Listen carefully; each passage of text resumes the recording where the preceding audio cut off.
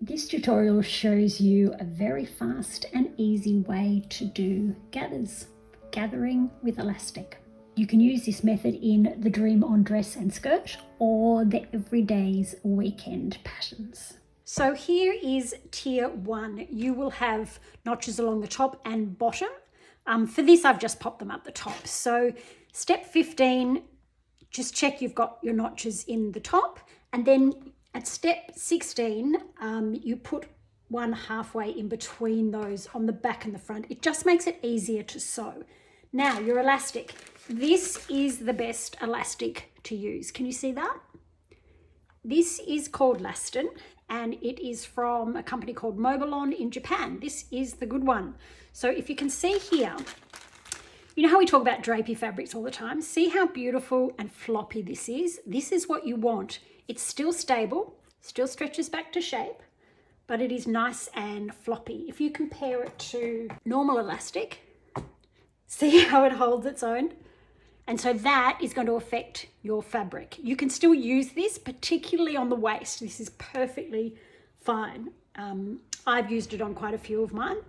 But on tier 2, I would definitely go for something soft like this if you can. And definitely use this on the waist as well.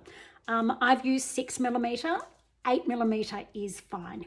Give that a stretch first and then measure that out and mark the notches on it as outlined in step 17 to 19, which I've done here. Now you will see here is the first notch here, and you'll see it is much smaller on my elastic. So that's going to stretch all the way to there, and it's going to gather it up as you take it to the sewing machine. So you can pin these on at those intervals if you want. I'm going to show you how to do it without pinning, just matching. I have selected a zigzag stitch, and I've just kept it at an average width and made it a little bit longer than what my machine is set at.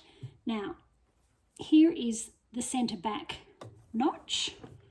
So on the wrong side of my fabric, find the end and just pop it just past the notch. So here, just past the notch.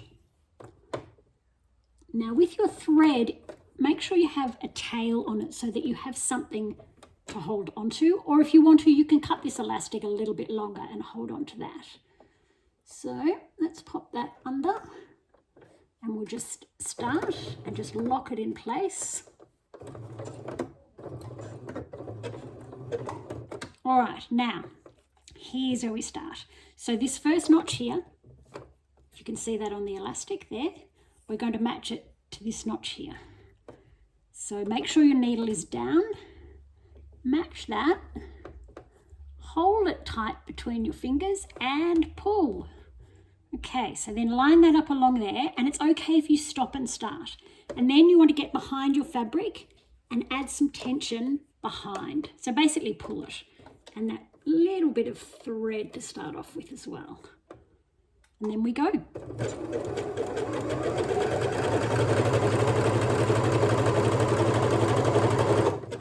And it's okay to stop and start. Just stop, line your notch up again, hold it tight, and sew.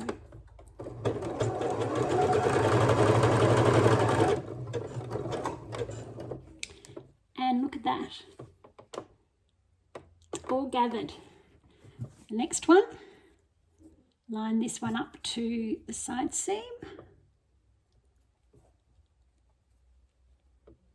And stretch. Line that up. Now you want this to sit right along the edge there.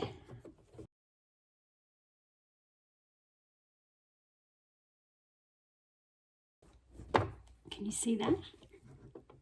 See how that's all gathered and it's all lovely and even. Imagine how long that would have taken you by hand. And the next one.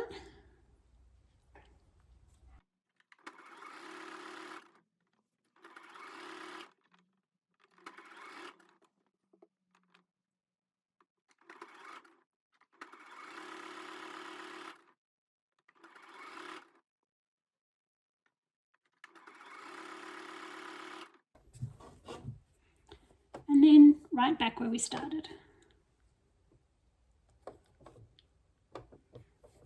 And you're just going to overlap that, if I can find it.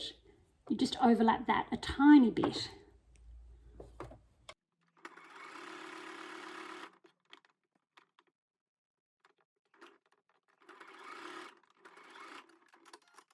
Look at that. All gathered. Let's turn it to the right side. All gathered nice and evenly. Can you see that? And then you just do that to tier 2 as well.